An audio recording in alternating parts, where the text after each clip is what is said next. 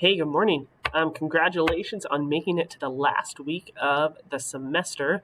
We have a final exam to do, and then that is it for this class.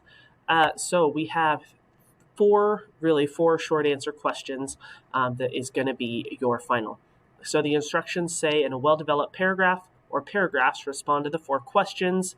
Use proper spelling, grammar, punctuation, as well as evidence from the text. Make sure to scroll all the way to ensure you answer all four questions.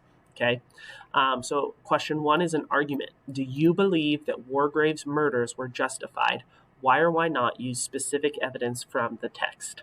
So the people on the island were not innocent. So do you believe Wargrave was doing the right thing? Were his murders justified?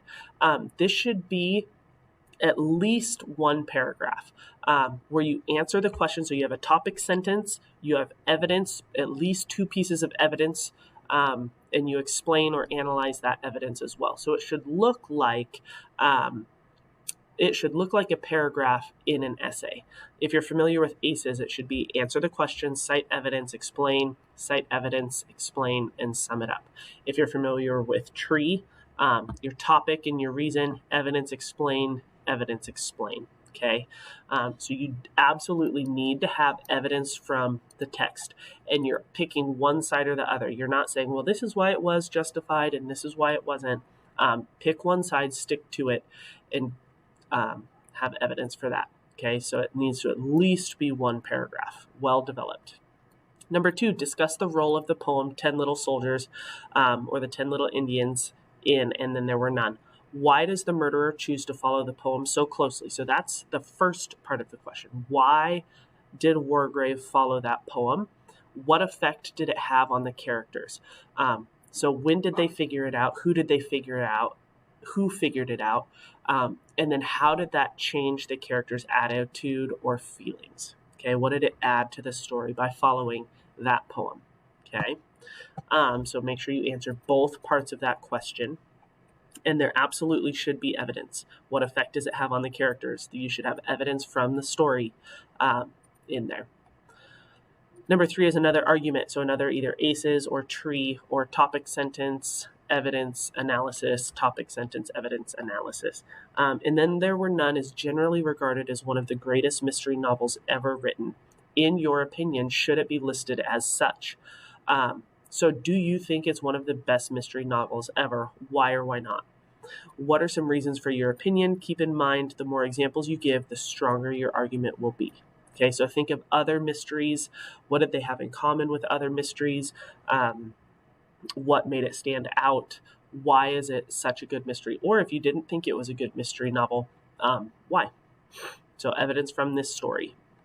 And then the last one, vocab, using 5 of the following words, write a paragraph about a topic of your choice.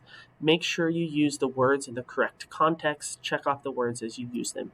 So you're just writing a paragraph using these vocab words. So definitely look back at your assignments where you found the definitions of them.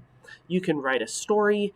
You can write, honestly, whatever you want, as long as you use at least 5 of these words in the context that proves to me that you understand them.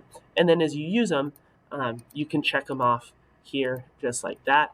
At least 5. If you want to use them all, absolutely go for it. Okay? So that is your final exam. It is going to be worth 50 points, which is double the amount of points that one of the normal weekly question assignments is worth. So really put some effort into this. I'm going to expect that you have evidence. I'm going to expect that you know these words. So don't just give me one sentence for each question and turn it in, okay? Don't get lazy. Make sure you really put some effort into this. If you have any questions, please reach out and email me. And then once you submit it, as long as you don't have any missing work from previous weeks, you are done with this semester. So congratulations on that. The word of the week this week is coffee. I know we've had that word of the week before, but I just really need some coffee this morning. So email me the word coffee so I know that you've watched this, especially if you're watching this early before Monday. I can get you that attendance credit for Monday so you don't have to log on. All right. Have a great weekend. Have a great week. And this has been a fun semester. Thank you, guys.